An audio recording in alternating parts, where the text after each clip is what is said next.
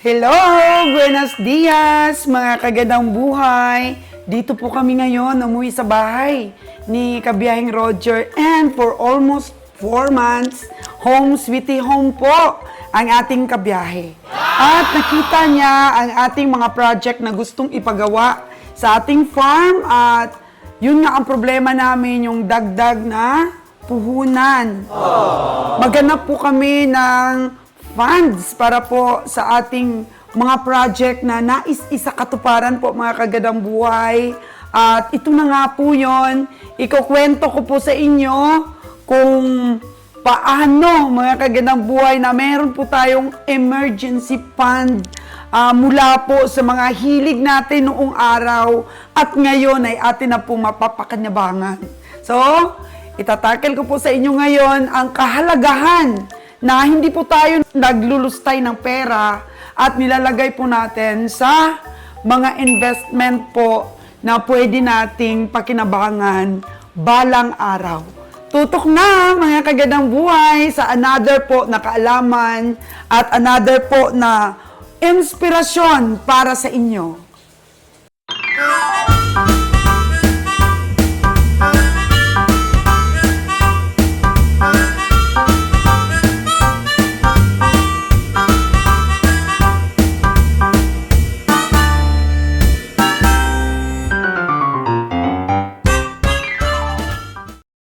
So, hi again, mga kagandang buhay!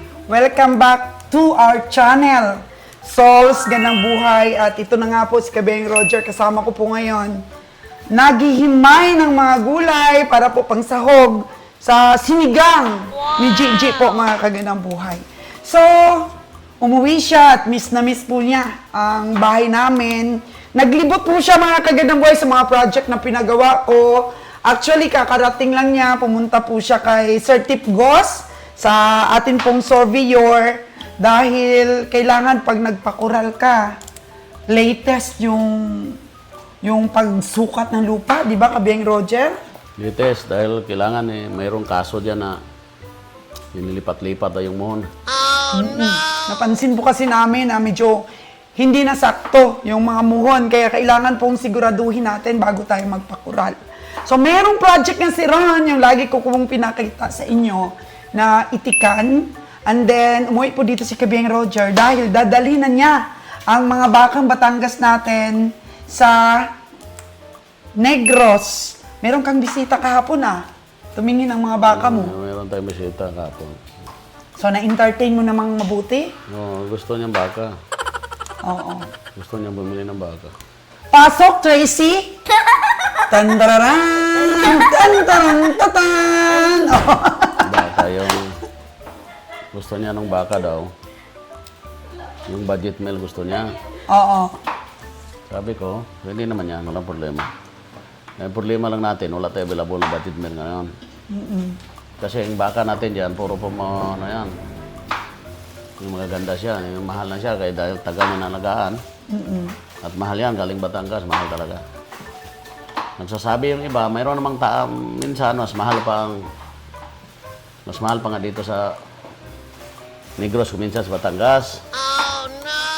Kasi yung mga budget meal sa Batangas, mayroon namang mura. Kaso lang yun nga, Tagalogin. Mayroong mura, Tagalogin siya. Kumbaga sa mahina po yung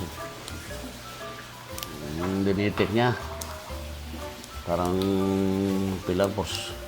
Pag Tagalogin, parang sa atin pa, Bisaya. Oo. Hindi doon sa Manila, taga doon yung baka, Tagalogin tawag. Pero kung sa Bisaya, Bisaya. So, okay naman ba yung balak ni Ron na mag-alaga na mas marami pang itik? Okay naman yan, dahil demand kasi ngayon ng itik. Isa pa, sa atin dyan mga kabiyahe dyan, mga gusto rin naman magnegosyo. Hindi po yan sa lugar nila kung demand din yung itlog. Itlog ng itik. Kasi yung itik, gala-gala lang yung itik Pag gala-gala lang siya, mga itlog lang siya. Hindi mo kailangan ng kgs, hindi mo kailangan gumawa ng mga paitlogan. Pag gala-gala lang siya, tapos mayroon paliguan. Tapos mayroon ka lang rin bahay na doon sila mamahinga minsan.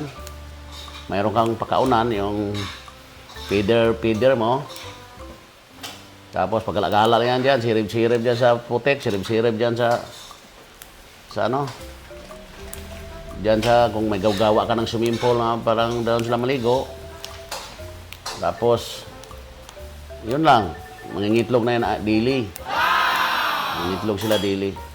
So, kung i-review po namin mga kagandang buhay ni Kabeng Roger, yung naging journey po namin sa negosyo namin, talagang masasabi ko na malaki po ang pagkakaiba ngayon yung nag-e-invest po kami sa farming compared po dati mga kagandang buhay na nakatutok lang kami sa aming mga stores. So, during that time na nakatutok kami sa mga stores, wala pa kaming masyadong maraming utang kasi wala pa naman pong mga project tayo na ginagawa. Ang ginawa ko noon, nasabi ko sa inyo na mga investments is sinisweldo ko po yung sarili ko. Siyempre, nagsusweldo tayo sa ating mga tauhan. At the same time, sabi ko, swelduhan ko rin yung sarili ko. So, dahil nga sa kailangan namin ng funds ngayon para makagawa kami ng mga project, gusto ko pong magpaalam kay Kabeng Roger. Tan-taran-tatan! Hello, Ron! Oh, may mga ano talaga tayo, may mga extra. So, ito pagpapaalam ko po ngayon kay Kabeng Roger. Yung mga investment ko po ay atin ang ililit go, Ron. Ililit go na ni Mama itong mga investment ko para gawin nating tan-taran-tatan! Ang ating pong editor! Hello!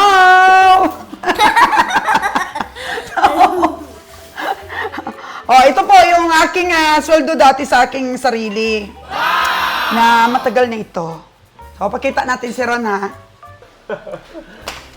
O, yan po si Ron. At medyo sinusukat-sukat na niya yung mga investment ni Mama.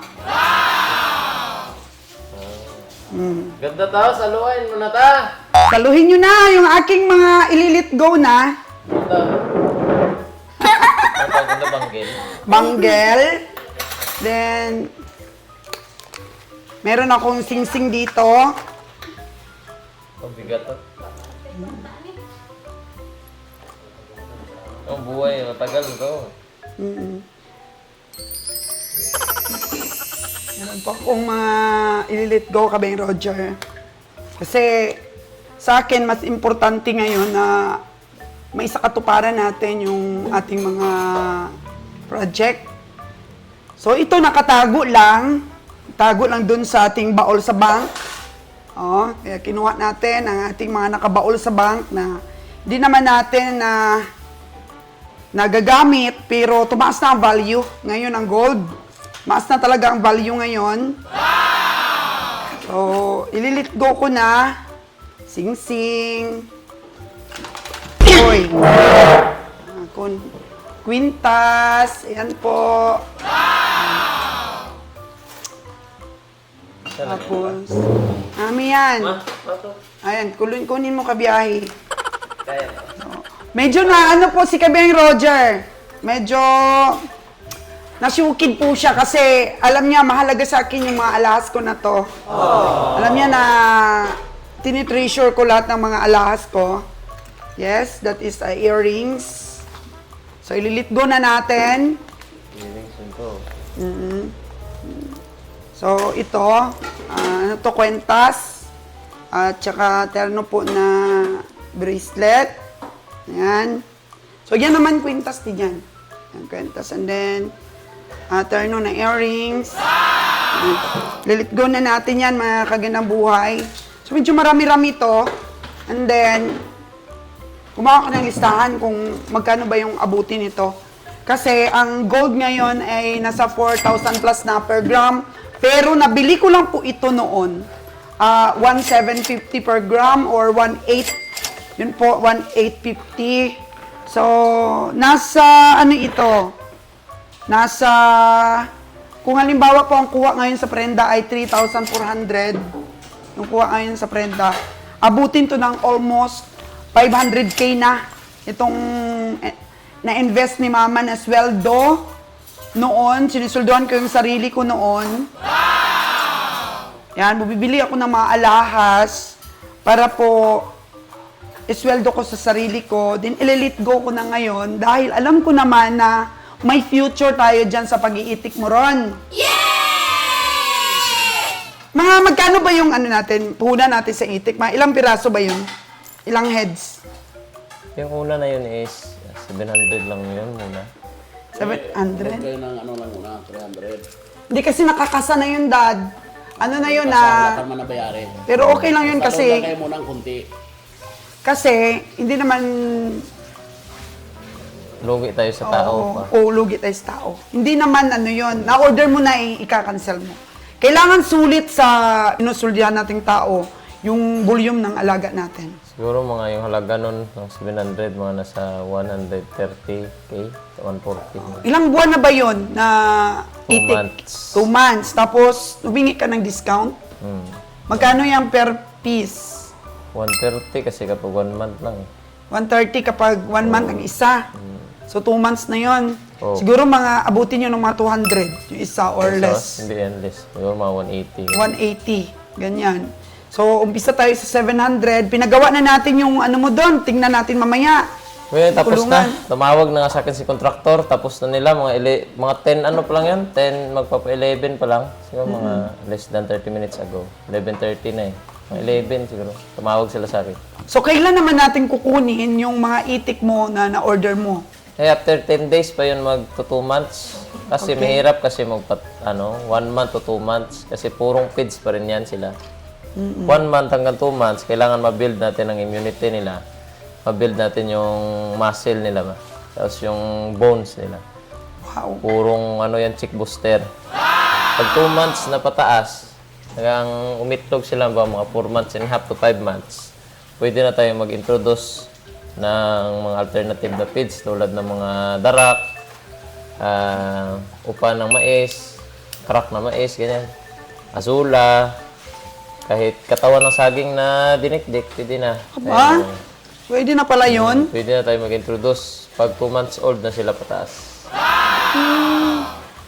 So, anong paglalagyan natin? Kasya ba sa elf? Yan yung plano ko, yung elf o yung pula. Lalagyan lang namin ng ipa, ng palay, tapos palibutan namin ng net. Doon lang sila lahat. Kasi kapag crates, gumanon-ganon, madali sila mapilay.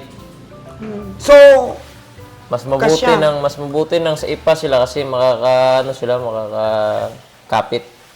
Hindi sila gulong-gulong sa crates kasi gumugulong-gulong sila. so kung kailangan pa natin palitan ng side yun, yung... Pero yung Pwede, ano na lang yun, lagyan na ng division pa, no? i-press na lang sila. Ha? Crates na lang daw para patong-patong. Karton. Ipatong-patong na lang yung crates. Pinagbilan mo, di ba? Ha? I-karton, tapos may butas ng mga karton, ganyan na. Di, kung sa crates kasi patong-patong lang Sa natin. karton kasi, daming karton mo gasto eh. Yes, samantala, dami naman nating crates sa May itlog. karton, ano yan sila? Meron naman, pero ang dami nga pa. Tapos ipapatong-patong mo, hindi open yung air. May malaki posibilidad na sila, yung maging restless ba sa loob, tapos makulangan sila ng oxygen. Papatong-patong sila sa isa't isa, yan, mamatay sila. Kung lang muna kunin mo eh. Yung kalahati lang muna, ikarga sa testingan mo na sa truck. So, 50. Tingnan namin kung, Tingnan namin kung ilan yung makarga. makarga. Tapos mag-second trip na lang. Second trip na lang. Pero pwede yan, yung elf lang, lagyan ng division lang siya. Bawa, 100 pieces per division, ganun. Kaya hindi masyadong So, madali lang naman yan idiyahan. meron ng mga doon. Meron ng mga languyan, yung mga itik mo Oo, doon. meron Maliit.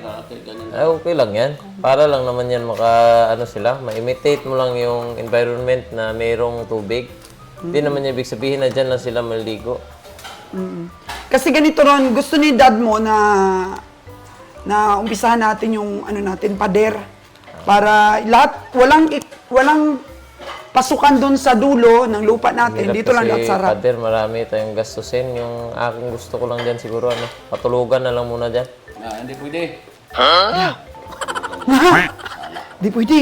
Magkasala daw. Marami naman tayong mga CCTV na kinuha doon sa kinlose natin na Palagyan na lang muna. Importante may store. pader. Okay, importante daw talaga may Importante pader. malaki. Kaya, Ano sila sa pader? May gwardiya lang isang piraso dyan.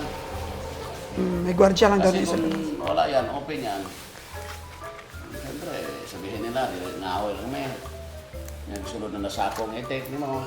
ilalagay doon sa sako yung itik mo. Iba Paano may na? pader, wala sila. Yung mga ari mga kadrig, may pader na na eh. Oo. Mas passing ka, pwede na mo bitayon. Napatanda-tandaan mo, bitayon sa kahoy. Tanda-tandaan. Oo.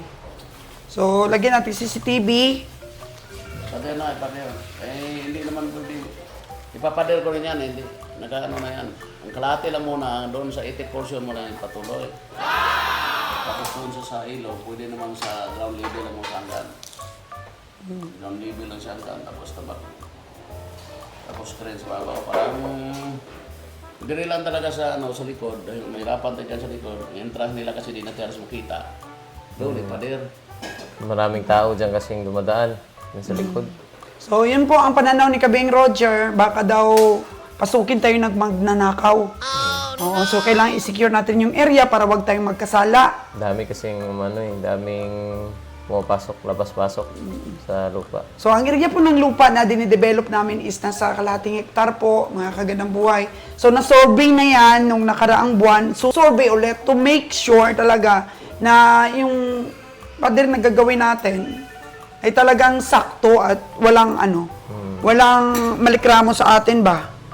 So, nasyukid si Papa mo dahil alam niya mahalaga sa akin yung aking mga koleksyon at ililit go ko na ngayon kasi alam ko naman na pag nilit ko itong aking treasure ay lalago at lalago ito. Kaya yun ang aking bisyo dati. Yung malaking bisyo ko dati na 'di ba yung iba nagsusugal, yung iba punta-punta kung saan-saan na mga magagandang lugar, amiga-amiga. Pero si Mama, nasa bahay lang, nagko-concentrate sa pag-manage ng ating mga store. At the same time, sweldo ko ito sa aking sarili, na-enjoy ko pa. Na-enjoy ko pa siya. At ngayon nga, ililit go ko na. So, ito po mga kagandang buhay, yung magandang investment na nagawa ko, na nakapag-ipon po ako ng ganito. Siguro dito sa listahan ko, abutin po ito ng 496,434 kung mag 3,400 lang ang tanggap, ang kuha sa Sangla. pawn shop. Pero sa ngayon, ang ang per gram na ngayon is nasa 4,1, 4,2 na. And then, nabasa ko sa Facebook na tataas pa daw hanggang 5,000 sa December. So, sabi ko nga, hintayin ko sana yung December, pero naniniwala naman ako na kayang-kaya itong lumago. So, ito yung maging milestone natin sa itik natin. At siyempre sa support naman ni Kabeng Roger, wag ka nang, Kabeng Roger, wag ka nang maghinayang dito or sabihin mo na, ako, bakit mo pinagkailaman yan? Alam mo naman, love ni Papa kung ano yung love ko, pero ililit ko na siya, kaya wag ka na kukontra Kabeng Roger.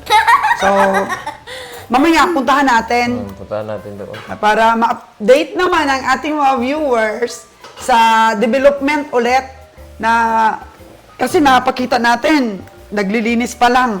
Walisan natin doon sa loob mamaya. May ilaw na rin doon. May ilaw na, nakabitan na. Ayan po mga kagandang buhay at matutupad ang pagbili namin ni Kabeng Ron's Farm Official sa kanyang mga itik. Supposed to be next week. After 10 days. Dapat sakto talaga sa edad. Para maganda sila ibiyahe. Oh, iiyak na yung anak mo. Sabi mo kasi sa akin dati, may mga time na ang itik hindi talaga nangingitlog. Ay, minsan lang yan mangyayari. Yung parang sila ng balahibo. Oo, naglulugon sila. Nangyayari yan kapag, halimbawa, umitlog sila ng 6 months, bigyan kanila ng consistent na itlog, mga 80 to 90%. Maglulugon talaga sila yan. Tapos mga isang buwan o kulang-kulang isang buwan, babalik na naman. Nabalik na naman sila sa balik pag-itlog. na Ganon talaga ang cycle. Ganon talaga yan. Pero hindi naman yan lagi. Hindi naman yan lagi. So may aabangan po kayo mga kagandang buhay sa amin pong journey ni Ron's Farm Official. At dito po yung ating umpisahan, yung ating investment. Ayos lang ba? Ayos invest natin sa invest natin sa negosyo. Paalam na mga kagandang buhay. Pero meron pa naman po ako mga natira.